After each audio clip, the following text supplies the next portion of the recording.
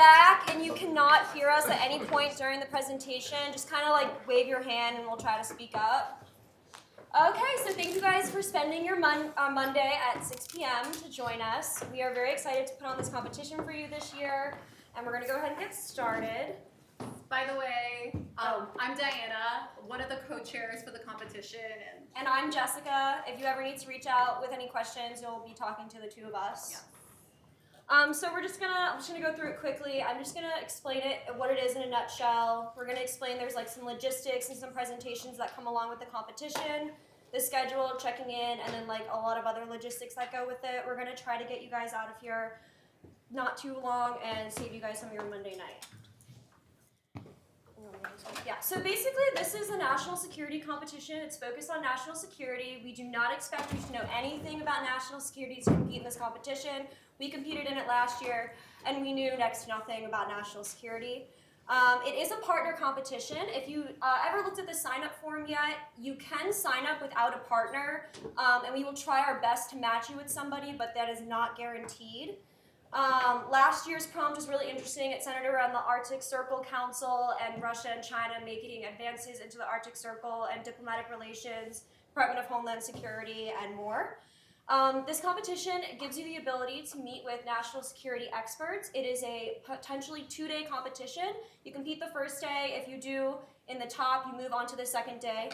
We also have professional presentations from national security experts. That also gives you another opportunity to network with national security personnel. And it's also a really good opportunity for you to speak about it in a job interview and also put it on your resume, things of that nature. Yeah, and just to kind of like put it in a context that you might be a little more familiar with, if you ever did, like Model UN or any of those other kinds of like debate competitions in undergrad or high school, it's a little bit similar to that. You're in a room with the other teams, you're just sitting there and you're just like allowed to negotiate. The judges are just there to watch and judge.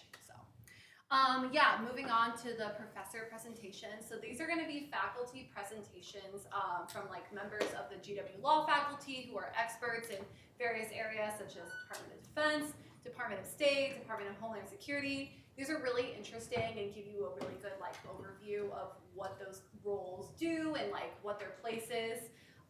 It's also like just really good background for your role in particular. So we absolutely recommend that you attend the professor presentation that's on your role, and obviously recommend attending all of them so you can find out about all the roles. And again, it's a networking opportunity, so it's just a good chance to meet professors who you might want to have classes with later on.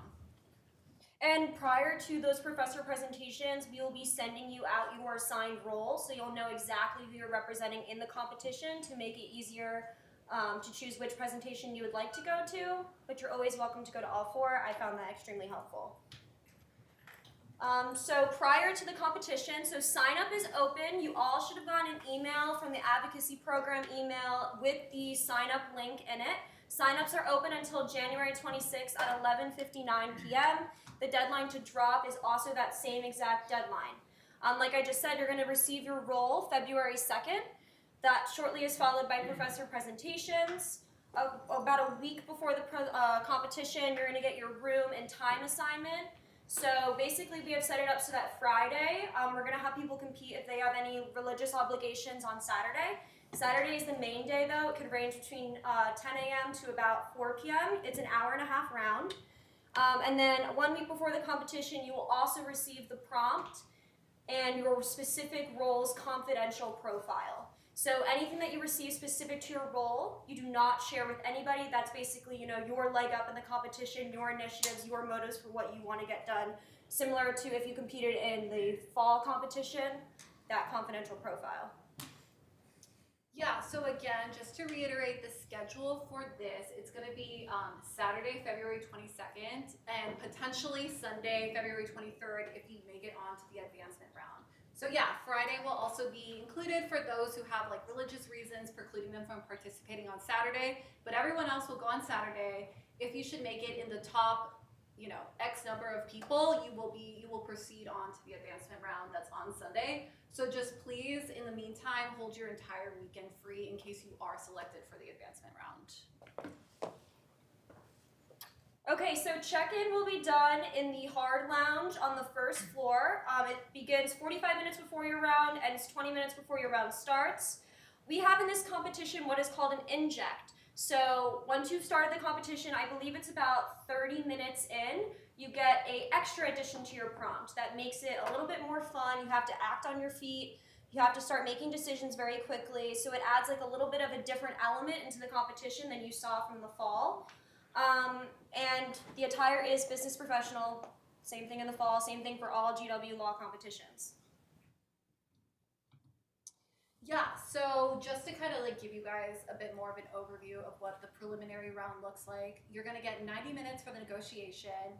The only kind of structure that's really set to it is that you'll each team will get an opportunity to do like a 2 to 3 minute opening statement and just kind of like present your position, what you hope to accomplish during the negotiation, and just sort of like establish yourself. Injects will be opened at the 30-minute mark, which again, as Jess mentioned, just like presents new information that you all then kind of like have to incorporate into your proposals, into your discussions. The judges will not keep time for you, so similarly to the fall competition, if you participated in that, you'll have to keep track of your own time and just be making sure that you're getting enough time to talk, you're making sure that your proposals are being heard, etc.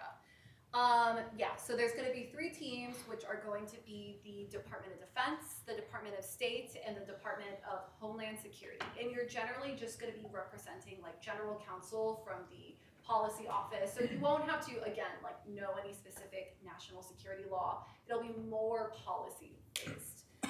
Your judges are going to be the president, the vice president, and the national security advisor. Treat them all equally. There's no difference between them. It's just for you to be able to address them each in turn if necessary. And it will not be a hot bench, so they're not going to be asking you a whole bunch of questions, maybe just some clarifying ones if they find that things are really unclear. There's going to be objective and subjective scoring, again, similar to the fall competition, and we'll elaborate on this in a little bit.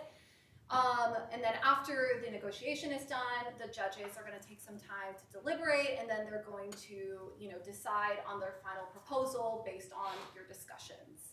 And then at the end, just make sure you turn in all your inject documents. Just a little note, also the final proposal that is chosen at the end is, I guess, essentially like the winning proposal, but that does not mean that you are the winning team.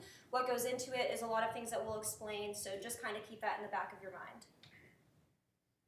Yeah, so after the preliminary rounds, you're going to receive an email from us if you have advanced to the next round by Sunday evening. We can't give an exact time because we're not quite sure yet, how long the calculations will take us and all that. So just expect it generally Saturday evening, well before you go to bed. And then those Sunday schedules will also be released at that time, but you will just be slotted into whatever time works. So just hold your entire Sunday open. Right, so the advancement round is still going to be a 90-minute negotiation, but the inject is going to be active from the start. So basically everything that you kind of learned in your negotiating tactics and your motives and your policy initiatives, you're going to bring them all into day 2, kind of just touch them up and put them in front of professional national security experts. And they are, like I just said, professional judges. Yeah, so now we're going to go over and discuss just kind of like how the scoring works, how the advancement will happen, by going over just like subjective values, the objective aspects, and like the proposal selection. Yeah, so subjective is basically everything that kind of has to do leading up to the competition and when you get in there. So basically, when you give your opening statement, our judges are going to want to see that you are prepared, that you're organized, that you actually prepared something to speak for about 2 minutes. This is not a memorization type of thing. I'm not asking you to memorize a 2-minute opening statement.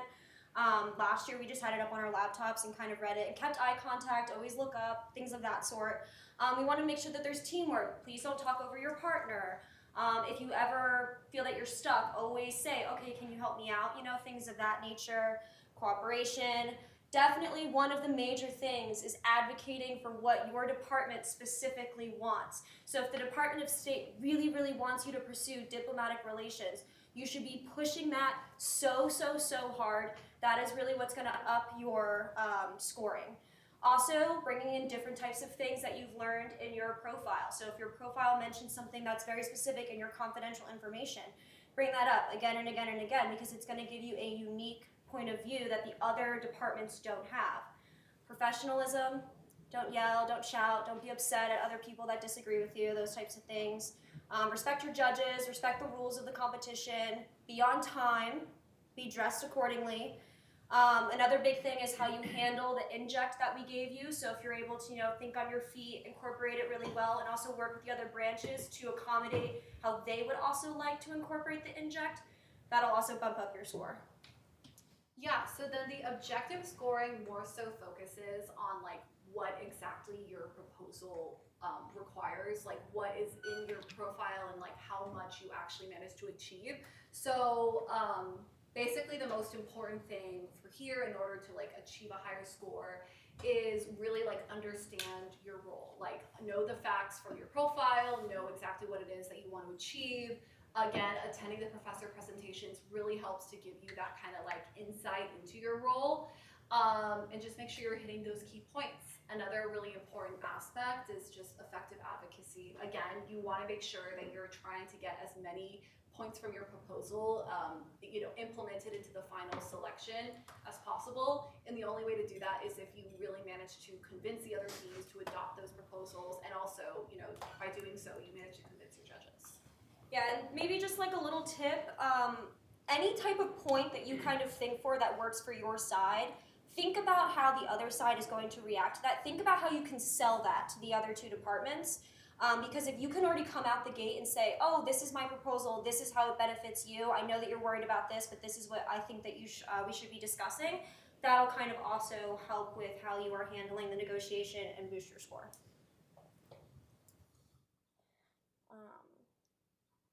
Oh, right, so yeah, so this is basically just the proposal selection. Like I said, the proposal can be maybe one department's proposal. It can be a combination of all the proposals. So just because a proposal is selected, that doesn't necessarily reflect on your performance at all. Some of the judges are just gonna prefer ones over the other, and so please don't take that as anything negative or indicative of really anything. That would not affect your board membership or your advancement. Yeah, remember guys, that's why we also have like the subjective factors play into it, because like that plays a huge role in whether or not you advance. So if anybody has any questions, feel free to ask us. This is the QR code to sign up. Like I said, you all got an email from the advocacy program email to sign up for the competition that will be open for about the next 2 weeks. It closes on the 26th.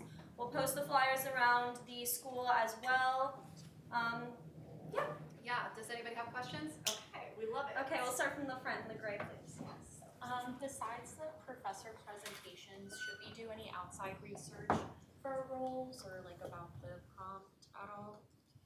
You never have to do outside research. A lot of the things that come in your profile are going to be new things to you anyways, and are going to seem almost like they're outside research. If you would like to gain more insight into maybe the Department of Homeland Security, feel free to go visit their website, look at their initiatives. When the professors give their presentations, they're also going to refer you to their website, to places that you can look. And I think that we're also going to put out maybe like a little guide for you guys for every department, so that'll help you out along the way. But definitely do not do outside research the night before or anything like that. I kind of have two questions. First, are the injects for everybody the same? Or is it like each team has a different inject and then you kind of have to like present what your thing is to the group? The same. Oh, the injects, yeah, the injects are all the same. Yeah, they're all the same.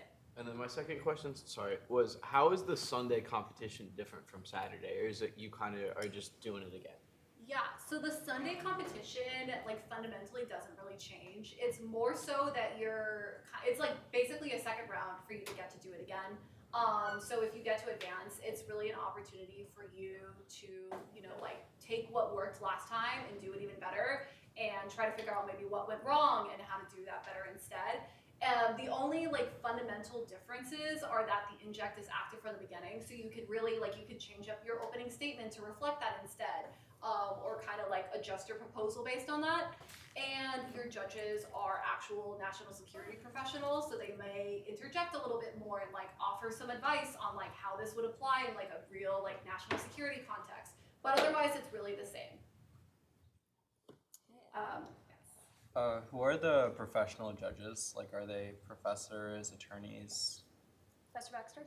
All attorneys. Some will be adjunct professors in national security, such as myself, Robert Baxter. I'm one of the adjunct professors here in national security. But yes, all attorneys from the respective departments that you'll be playing. I also have two questions. So the first, just to clarify what the goal is the goal that we're going to get a proposal and we have to sell it to everybody else, or is it we take this proposal and it's more like it was in the fall where it's like we'll give up some things, we'll stand on some things, and ultimately try to come to a compromise? Like, what would you say it's more like? Yeah, so real quick, can I get like a show of hands for who did the fall competition? Okay, so like a fair amount of you did. Yeah, so I would say that this is like somewhat similar to the fall competition where it really is focused on that negotiation aspect. You're really trying to work with your fellow other team members in order to like try to come to an ultimate proposal. So that may mean giving some things up, but again, like the fall competition, you really want to try to hit as many of your points as possible, like get as many of your proposal measures adopted. So that's like the ultimate goal. Okay, and then second, are there going to be, like it was in last semester where there was like a practice prompt or maybe that we could use to kind of get our feet wet with it that's not the actual prompt, or like is there like a video of a round or something just so we can kind of see how it would look like in practice? No, this is only the second year of the competition, and this is a very, I guess maybe like a different style of competition just because you do have 3 teams and you do have 3 judges, and you're supposed to be imitating the National Security Council. So we don't necessarily have anything like that.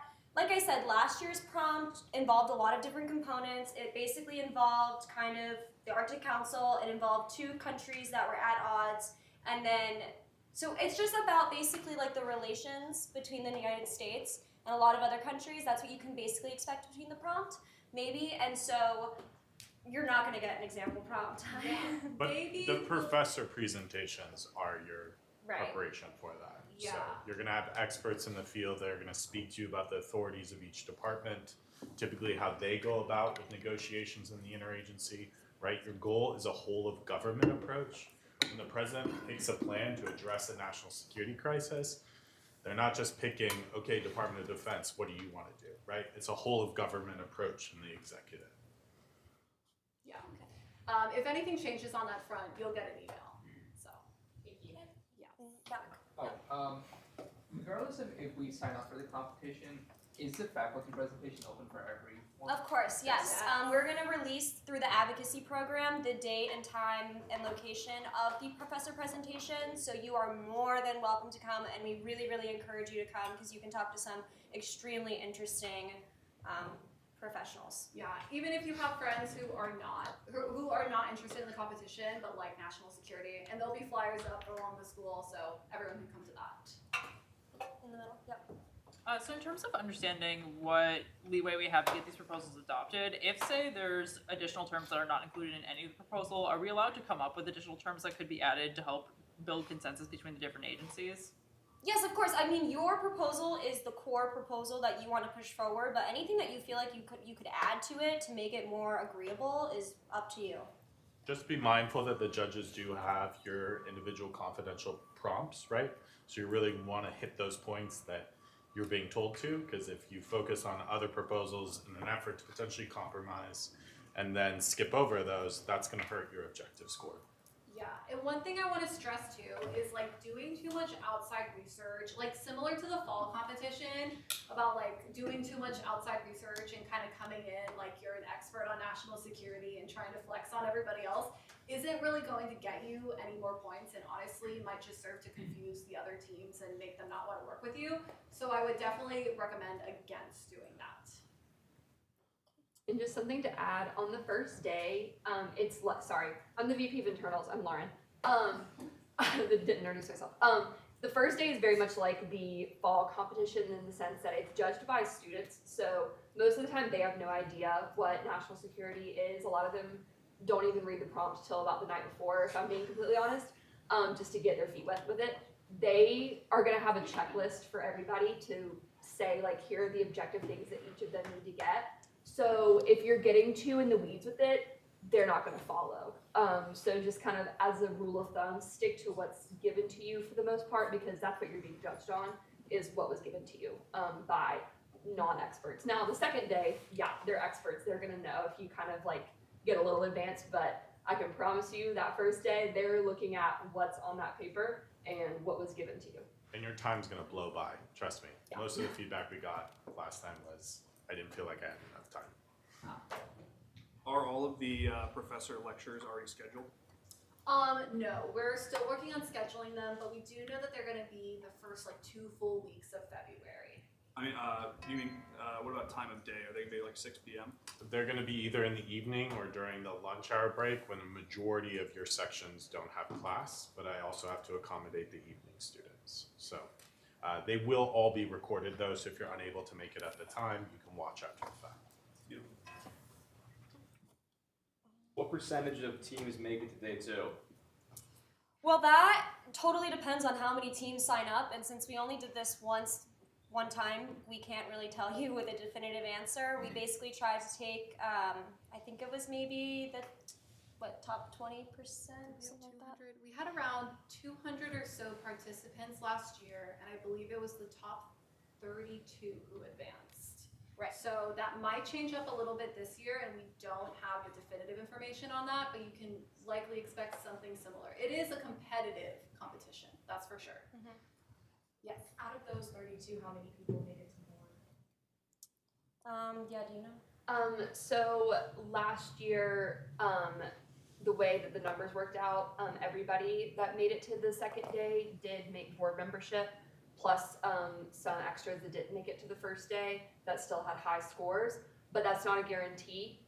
So right now, it's all based on percentages of what the board needs and like just numbers and the way things work out. So you're not guaranteed to get in if you make it to the second day, but it's a kind of a ballpark. But yeah, second day you have a very good chance of making the board, but it all comes down to numbers. So if you make it to the second day, do your scores then average day 1 and day 2, and that's your cumulative? We have a formula for scoring. So your day 2 score has a component into the scoring. Percentage-wise, we're not going to really tell you what that is, but it does affect your overall performance, yes. Okay. Any other questions, guys? Yep. Yes, in the back. Are you going to be posting the slides? Yeah, so we'll post the slides, and we're also going to send the recording through the advocacy email. So if you had any friends who